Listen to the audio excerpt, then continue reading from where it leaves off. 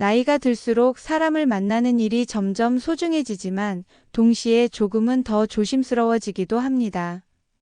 어쩌면 예전보다 더 친절하게 대하려 애쓰지만 정작 상대는 우리를 가볍게 여기거나 심지어 당연하게 생각하는 경우를 경험하셨을지도 몰라요. 그래서 오늘 영상에서는 사람을 만나면 잘해주지 말고 이렇게 대하라. 그래야 당신을 귀하게 여긴다라는 주제로 긴 여정을 함께 걸어보려 합니다. 이야기 곳곳에 책에서 발췌한 통찰과 시대와 국경을 넘은 명언, 그리고 실제 어르신 사례를 섞어 구성했으니 편안히 귀 기울여 주세요. 첫째로, 너무 이른 호의를 경계하는 지혜입니다. 미움받을 용기에서 기시미 이치로는 진정한 자유는 타인의 인정을 구하지 않을 때 찾아온다라고 말합니다. 우리가 처음 만난 사람에게 한껏 친절을 베푸는 이유 중 하나는 사실 좋은 사람으로 보이고 싶은 마음 때문일 때가 많아요. 하지만 상대는 그 친절을 우리의 기본값으로 오해하기 쉽습니다. 서울 양천구에 사시는 68살 김정희 어르신도 그랬습니다.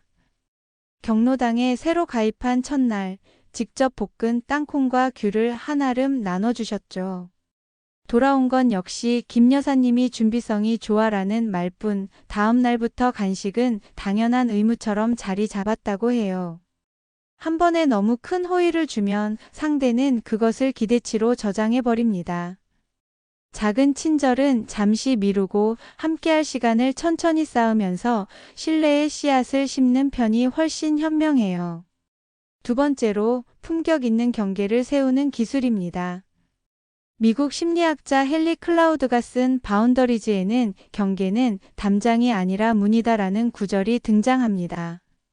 경계는 사람을 밀어내는 벽이 아니라 언제든 서로를 환영할 수 있는 문입니다. 문이 있으려면 기둥이 단단해야 하듯 자신의 원칙을 정리해 두어야 상대가 우리를 귀하게 여깁니다. 예를 들어 약속 시간은 반드시 지킨다든지 사적인 부탁은 가족 외에는 받지 않겠다는 식의 단순하고 명확한 룰을 스스로에게 먼저 적용해 보세요. 규칙이 모호하면 상대는 우리의 시간과 에너지를 값싸게 여기기 쉬워요. 가장 중요한 것은 그런 원칙을 차분하고 부드럽게 전달하는 태도입니다. 죄송하지만 그날은 가족과 식사 약속이 있어서 어렵겠어요.처럼요. 거절에도 따뜻한 숨결이 묻어나면 상대는 우리를 무례하다고 느끼지 않고 오히려 자신을 존중하는 사람이라 기억합니다. 세 번째는 대화의 리듬을 조율하는 방법이에요. 수필가 이회수 선생은 말은 가벼워야 하나 무게를 잃어서는 안 된다라고 적었습니다.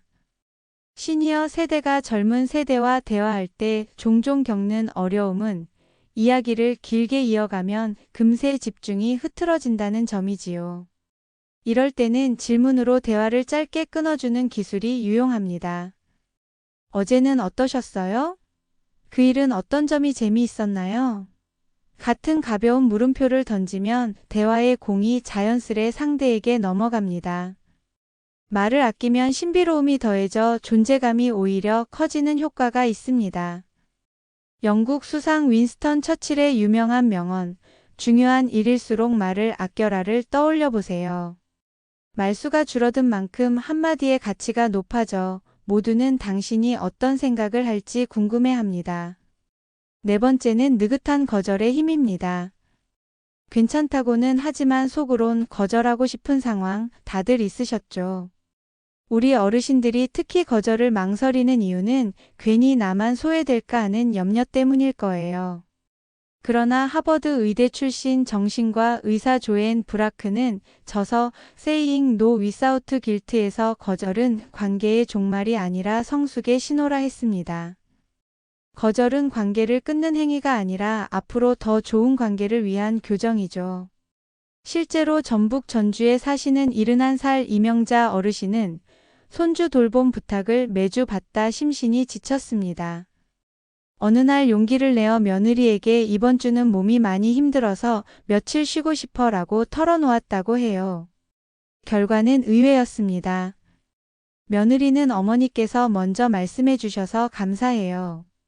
부담 드릴까 걱정이었어요 라며 오히려 안도했죠. 부드러운 거절 한마디가 모두를 편안하게 만들었어요. 다섯 번째는 선의의 거리두기입니다. 사회학자 주디스 브라운은 좋은 울타리는 좋은 이웃을 만든다라고 말했습니다. 가까운 사이라도 각자의 삶을 존중할 수 있는 거리, 이를테면 하루 중 자신만의 시간을 지키는 것부터 시작해 보세요. 충청북도 청주에서 미술동호회를 운영하는 65살 박동수 어르신은 주변 친구들에게 오전 7시부터 9시는 그림 그리기 시간이라고 못 박아 두었습니다. 덕분에 친구들은 그 시간을 침범하지 않고 박 어르신 또한 스스로를 창작가로 대우하며 자존감을 유지합니다. 일정한 거리와 리듬은 결국 상대가 우리를 함부로 대하지 못하도록 하는 보이지 않는 보호막이 됩니다. 여섯 번째는 작은 자기의식으로 자존감을 높이는 방법입니다. 틱나탄, 지금 이 순간을 살아라에서 틱나탄 스님은 매일 자신에게 미소 지을 시간을 주세요 라고 조언합니다. 거창할 필요 없어요. 손목시계를 차려둘 때마다 나는 소중한 사람이라고 속삭이기, 아침에 따뜻한 물 한 잔을 마시며 오늘도 수고했어 라고 토닥이기, 이런 작은 의식이 마음 깊은 곳에 귀한 존재라는 표식을 남깁니다. 주변 사람들은 그 잔잔한 자기 존중감을 감지하고 우리를 대하는 태도를 한 단계 올려놓습니다. 일곱 번째는 관계 리모델링입니다. 오래된 집을 손보면 새 집 못지않게 빛나듯 오래된 인간관계도 가끔 공사해 주어야 해요. 충남 논산의 칠순 부부는 매주 토요일 오후에 서로의 마음을 체크하는 시간을 갖습니다. 남편은 이번 주 아내에게 고마웠던 일 3가지를, 아내는 남편이 지켜줘서 좋았던 약속 1가지를 번갈아 말합니다.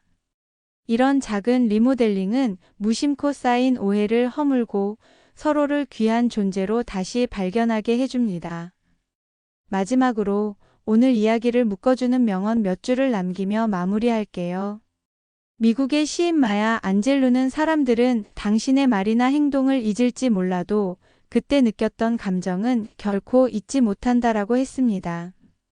그리고 엘리너 루스벨트는 당신이 허락하지 않는 한 그 누구도 당신을 하찮게 만들 수 없다라고 강조했지요.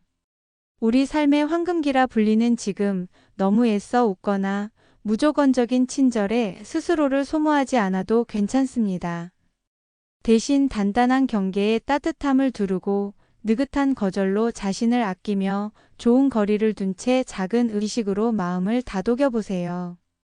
그러면 상대는 여러분을 당연한 존재가 아닌 귀한 존재로 바라보게 됩니다. 이 영상이 여러분의 관계에 작은 이정표가 되기를 바라요. 끝까지 함께 해주셔서 감사합니다. 오늘 하루도 그리고 앞으로의 모든 만남에서도 여러분의 품격이 잔잔히 빛나길 응원합니다.